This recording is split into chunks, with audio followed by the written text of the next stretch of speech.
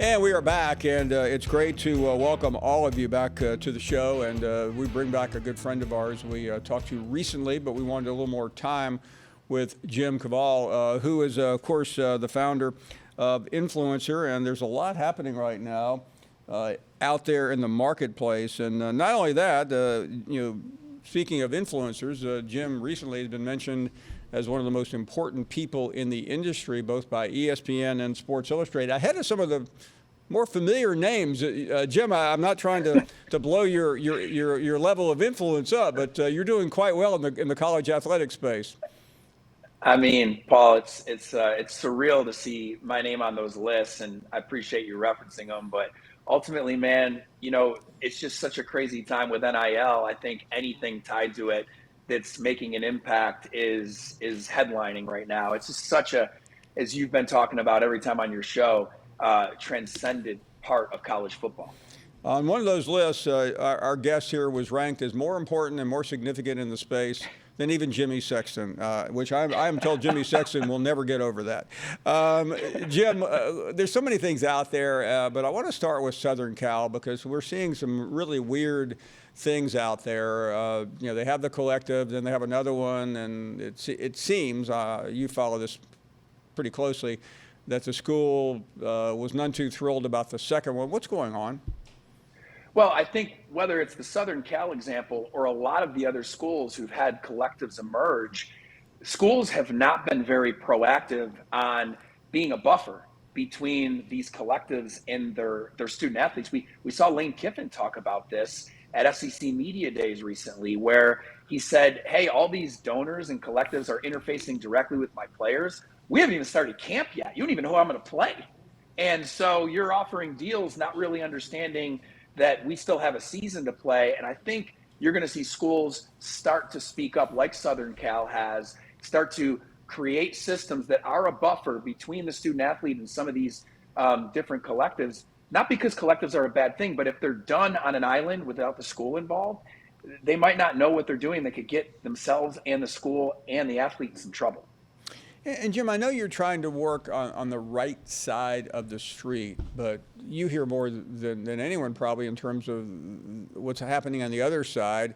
And I think there's just this perception among those people that we talk to every day, fans, that this is just out and out bidding. And we had Mac Brown on 2 hours ago, and he said it. At some places, it's an absolute bid.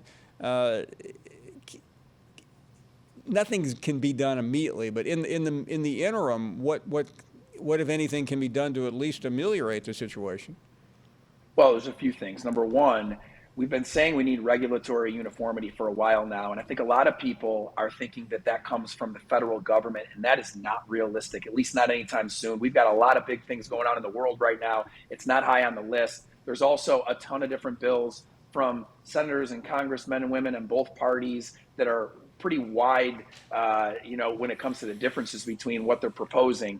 And so we need, I think, conferences to step up and create regulatory uniformity across their league. They need to get the states of the schools in their league on the same page so we have uniformity there, because it is true that, ultimately NIL and the value of an athlete is being determined by three things. Their performance, so what's their 5-star recruiting rating, stats on the field, if they played college and they're in the portal, what are their stats at their college, at what school they play. Influence, how many followers do they have on social, how often do they post, how much engagement do they get, and then exposure, which is what school do they go to and how big of a stage are they on. And I think what you're seeing is student athletes coming from the portal are getting really big NIL deals because they're proven on the field. And a lot of people want them to come to whatever school they're transferring to because they know they can make a difference. Whereas high school athletes, unless they're a 5-star, are pretty unproven. And this whole thing is becoming a bidding war in a lot of cases. And it's just a reality that's part of it right now. Jim, I saw the story today with Miles Brennan at LSU leaving. He had deals. What happens when a player has deals and then leaves the school or goes somewhere else? Well, it depends on what's in the contract, right? But ultimately, you can't tie an NIL deal to their position, their playing time, their stats. Then it would actually be pay for play, to your point earlier. But I think as long as the contract doesn't stipulate that he has to hold a spot on the team, he's still able to fulfill those contracts. We saw Spencer Rattler do some big deals last year with car dealerships in Norman, and then he ended up losing his starting spot. And a lot of people said, well, that poor dealership, they missed out on what they could have gotten from Rattler if he started all year. I don't agree. Rattler still had a ton of influence in the market, still has a big following on social. He fulfilled what he was promised to fulfill in his contract, and now he'll go to South Carolina, and it's just part of it. There is a risk for the business too, because the name, image, and likeness could not only be of a player that leaves, but we've seen players have character issues and other issues that you're now tying yourself as a company to.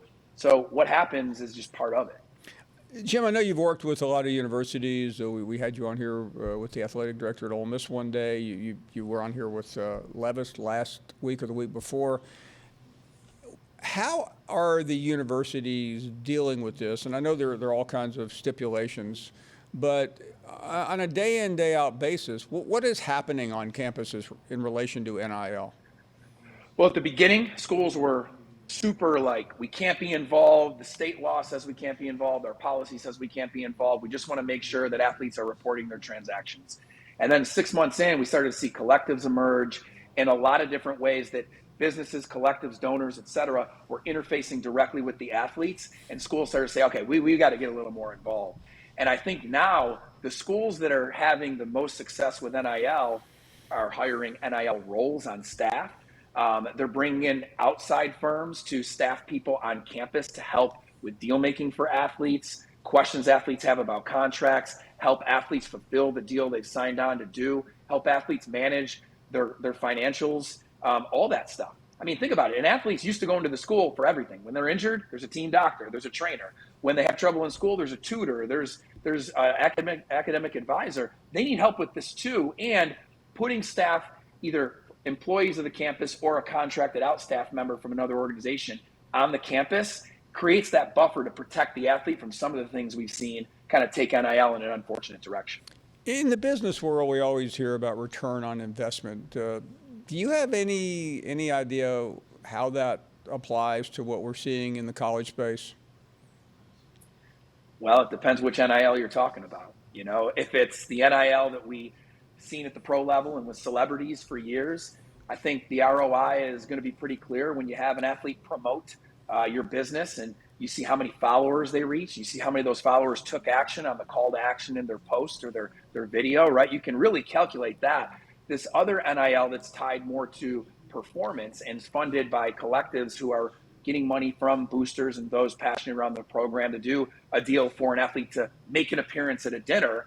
Well, now when the athlete gets on the field, it's going to be interesting, right? I mean, let's just look at the SEC. If 14 schools raise $10 million each for their collective, and those 14 collectives, $140 million now start funding player deals for appearances and other types of NIL value exchanges, how many teams make the SEC football championship game? 2. So how do those other 12 schools of donors and collectives feel based on how those players played? And, you know, I think that's what's going to even itself out as we get into year 2 and year 3. The market's going to settle, Paul, regardless of what happens with regulations. Regulations should only help it settle more. Jim Cavale with us. Jim, you mentioned a number there, and I realize you're just throwing something up in the air, but is there a way to calculate what various schools are doing right now? How much, how much of that information is known, and if so, what can you share with us? It's not public information, and it's not even like a FOIA situation where, like, you know, our contract with the school, that's how we get paid. You could go FOIA that at a public school. You can't really, you know, this is FERPA protected for the athletes, so they really own this data. The school co-owns it to a certain extent because compliance requires every transaction to be disclosed to ensure they're within the rules. But as far as what I can talk about and not talk about, it's really not something that I can speak to beyond what's been publicized by the school or the athlete and press. I bring this next question up because, again, one of our guests today, I think it was Mac Brown, talked about one reason he thinks that you're seeing this explosion of expansion for the TV money is that universities are struggling more now in raising conventional funds because so much money is being put in this space. And it's not it's not the kind of money you end up seeing a building in a couple of years. It's given to a player. So can you address that part of it, which seems like a lot of dead money here? I think that goes back to my SEC hypothetical just now of those 12 schools whose donors now gave towards something that didn't pan out, and maybe after the first 2 teams that make the championship, 4 other teams have a good season and make a bowl game. But there's going to be donors that don't feel like they got what they could have got if they did a scholarship fund after their name or built a building. And I think over time you're going to see this really figure itself out because of what you just brought up.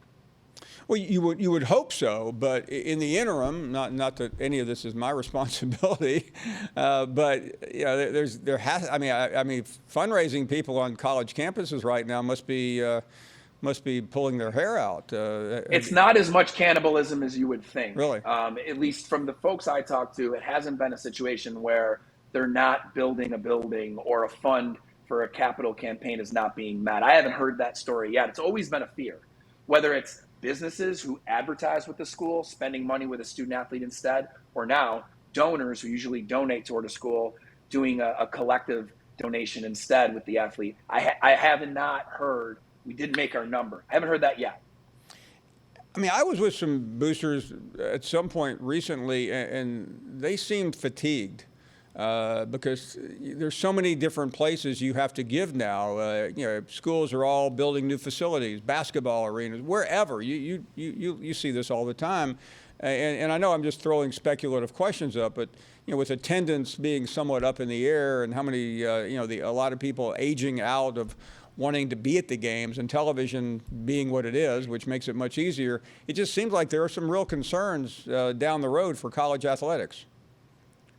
I think those are valid concerns, and I think that if this continues the way it's going, I think you're going to even see media revenue sharing on the table for student athletes. And I mean, listen, those models are all being ran in college athletic departments right now as far as what it looks like to have this new revenue model of sharing money with student athletes. And NIL is just really a beginning of all this.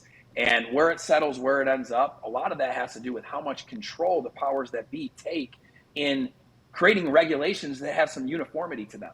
If we don't do that, at least across a conference, it's hard to see where this is going to end up and what it looks like for some schools and some leagues versus others. Jim, we heard it from a few players at Penn State recently. They want more. You know these players. You deal with them every day. I know it's hard to put a date on this transaction here, but when are we going to see that shift? And it's going to be a dramatic shift when players start getting a share of the revenues or the TV money or whatever it is. Well, first of all, it has to be figured out, not just what it looks like sharing the revenue and how much certain players from certain teams get, but also, are they employees or not? And see, here's the thing. Right now, we really are in the golden era for student athletes. Think about it. You get a check for cost of attendance. You get a check for educator-related benefits if you do well in the classroom. You get unlimited gear. You have multiple strength trainers and chefs, everything you can, free tuition. And you can be a free agent every year and go into the transfer portal, and you have NIL. So, and everything I said, by the way, except NIL, is tax-free. And so right now is the golden era. If student athletes become employees, tuition may not be free. You might only get one pair of cleats and you're paying for every extra pair. We'll give you one strength trainer. You're going to share the cost for the other 3 strength trainers and your chef. All these things that student athletes have gotten used to may become something that they're now paying for out of their employment. And I fear that might not be great for the broad sample of student athletes. It might be good for a couple or small percentage, but not for everyone. So really right now is the best time for student athletes in history. What an incredible conversation. I mean, it's just, every time we talk, it becomes even more mind-boggling to think about where we are, where we've been, and where we're going. Jim, thank you so much for your time. Thanks for having me, Paul. Next time you're in Birmingham, hit me up. I will. Can't wait. Jim Cavale joining us from Influencer, about as influential as anybody in the country in that space. We'll take a short break, get your reaction right after this.